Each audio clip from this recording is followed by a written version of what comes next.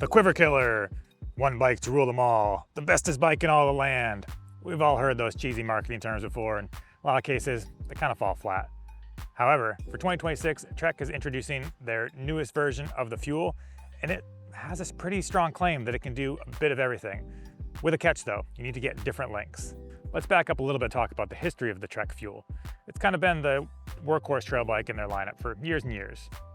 Go back 5 years or so, 2020 version had 130 millimeters, and that saw its travel increase to 140 millimeters in 2023. And now for 2026, essentially there's 3 bikes to focus on. You have the Fuel EX, and that is 145 millimeters of rear travel, 150 millimeter fork, and 29-inch wheels. So Fuel EX. Next up comes Fuel MX, and that has 150 millimeters of rear travel, 160 millimeter fork, and mixed wheels, 29-inch front, 27.5-inch rear. And then you get the big dog, the Fuel LX. It's with 160 millimeters of rear travel, 170 millimeter fork, and dual 29-inch wheels. Those are the basics. And then, like I said, from there, you can take different shock mounts, swap things out, and make a whole range of options. The combinations are pretty dizzying. There's a big spreadsheet that Trek has, so customers can look and see what goes with what, but you can essentially make a bike have the amount of travel that you want, with the wheel size that you want, and ideally with the geometry numbers that you want. This bike beside me started off as the Fuel LX. In stock configuration, it's the Fuel LX EA90, it's for Eagle 90. It's the base model aluminum framed bike, weighs in at 38.6 pounds, so it's definitely not light, but it has a very good parts kit for the price. $5,200 US for this, but that gets you Fox's factory series suspension, get a DHX2 coil shock, 170 mil Fox 38 fork, SRAM Maven bronze brakes, so powerful brakes, good suspension, an aluminum frame, and good tires. You have Maxxis tires, you have Exo Plus casing tires, so some people might want something a little burlier if they're really gonna be smashing it, but on the whole, this bike is very well sorted for the price. In the stock setting with dual 29-inch wheels, you're looking at a 63.4 degree head tube angle, so pretty slack, 442 millimeter chain stays, and the reach is around 475 millimeters, 473, so kind of a moderate reach, moderate chain stays, and a slack-ish head angle. And then if you, depending on how you switch it up, you can make it even slacker. So I've got it setting at 62.9 degree head tube angle. That's real slack. And then the bottom bracket drops by 10 millimeters down to 438. So what I've created is a bike with relatively high stack, a low bottom bracket, moderate chain stays, and a slack head angle. And this thing rips.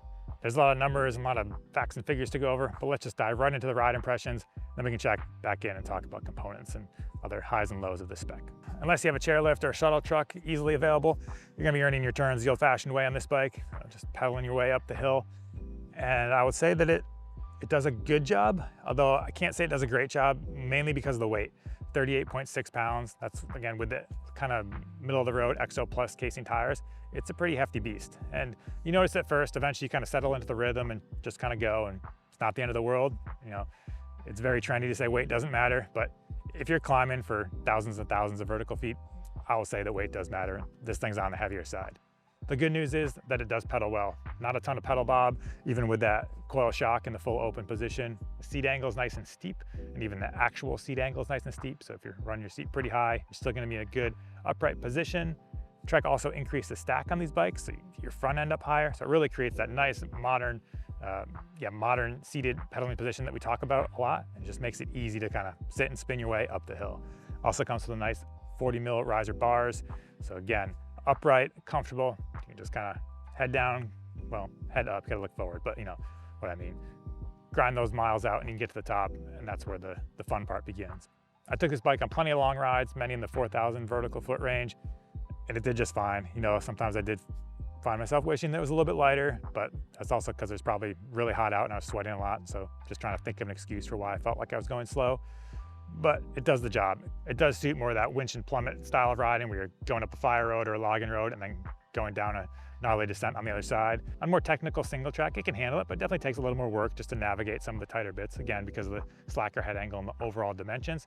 But I'd say it feels more like a contemporary enduro bike. So if you've ridden anything, kind of a more modern feeling bike in the last few years, the geometry is not going to feel that out of the ordinary. It's not super sluggish, and the wheelbase isn't super long that it's unmanageable, but just got to set up a little bit different for some of the turns. There's good traction. The coil shock definitely helps with that, but there's a nice blend of having traction, but there's also support. So if you're standing out and cranking, it doesn't feel like you're jumping up and down on a water bed. So overall, decent climber, just heavy. It's kind of all it comes down to. So if you don't mind carrying around a little bit of extra weight, this thing can get the job done. And then we get to the ascending, which is the fun part. And that's where I really enjoyed this bike. Super fun. Like I said, I started with it in the 29-inch wheel version, and that's good. But these days, a lot of my favorite trails are real steep and have some kind of tight, squiggly turns in them. And I just find that I prefer a smaller rear wheel. So I swapped out the rear wheel, and then I enjoyed that even more. You know, if you are someone with more faster, higher speed, wide open stuff, dual 29 is a good way to go. But if you kind of want slap some berms, maybe a little more hitting some more jumps, that type of thing. I hate using the word playful, but maybe a little bit more maneuverable. I think that the rear 27.5-inch wheel helps with that. So I would recommend it. And then I would also recommend the setup that I did, call it the LX MX, where you just use the MX lower link and then keep the LX upper link. And that drops the bottom bracket a decent amount. I would recommend going to 165mm cranks if you did that. That's one kind of downside to this build. It comes with 170 cranks, so some riders may want to go a little bit shorter, but that's why those ones are on there. I put some 165mm cranks to accommodate the secret menu option that I was riding, and that makes it, yeah, just really opens up. It felt like that's how the bike was supposed to be. The high stack with a low BB, the slack head angle, and the moderate chainstays, it all kind of comes together to make it a bike that can just rally through the turns, still maneuverable enough that just doesn't feel dead. You can kind of, you know, hop and plant it where you want it on the trail. It's the kind of bike that just feels solid. You know, you got a jumble of rocks, you just want to air, huck and pray and land in them. It feels good. Yeah, I'm excited to get some more bike park laps in on this thing, but so far it's kind of been my free ride bike. You know, my definition of free riding, it's a little bit kind of old school. So for me, free riding involves decent sized jumps and drops, some rock slabs, some steep chutes, just kind of overall harder terrain. And for that type of stuff, this bike excels. As far as how it compares to others, I think the Raw Madonna is the bike that I've had the most time on recently. Similar category, heavier aluminum frame, although this one's even heavier than the Raw, but the Raw has longer chainstays, and that's the main difference. It's a little bit higher stack too on the Raw. The main difference is just the chainstay length. I think my position on the two bikes is what I noticed the most. Felt a little more centered on the Raw, has a little bit more, kind of feels like you're carving on skis the way that it wants to turn. Well, this one has a little bit more, you could almost call it traditional feel, where the back end, you know, cornering feels a little bit more like you can slide the back end a little bit easier. I don't think one is necessarily more stable than the other. They're both super adjustable. The Raw is a little bit more expensive, but does have longer chainstay potential. So for riders that are long chainstay gang, the Raw might be the way to go. Yeah, I'd say the chainstay length on this, it works. It does scale depending on the size. It's not super long, but 442mm for the large, and goes 447 for XL and 5mm plus that for the XXL. So I think it's a good middle ground, depends on what you're into, but I didn't find that the bike felt too unstable, and it is pretty easy to get the front end up to wheelie or manual if you want to do that mid-trail shenanigans. As far as how the components, a little quick component check. Like I said, it's a really solid build. I don't have any complaints about anything on it, I don't think. You know, I did mention shorter cranks would have been nice to see. It also comes with a 30-tooth chainring, which it is a heavy bike, so that helps, but you might want to go with a 32 so you don't find yourself spinning out, especially if you're doing more bike park laps. But the chain slat protection works really well. The whole bike is super quiet, and noise is one of my pet peeves. This one falls into the very, very quiet category. Big fan of that. It's got room for your tube and tools inside the frame. That little hatch worked well. It didn't rattle or anything like that. Yeah, I mean, it's just a pretty solid build, and for the price, I think it's a good place. I could happily, in its full stock form, I'd be happy just riding that and not need to swap anything out. But if you want to, the option is there to kind of to start moving things around and really dial it into your needs. Before we wrap things all the way up, I should talk about basically what it's like to live with, what it's like to work on. It's super simple. I've had to do a fair number of shock swaps and link swaps just to try the different configurations, but everything works well, everything threads in nicely.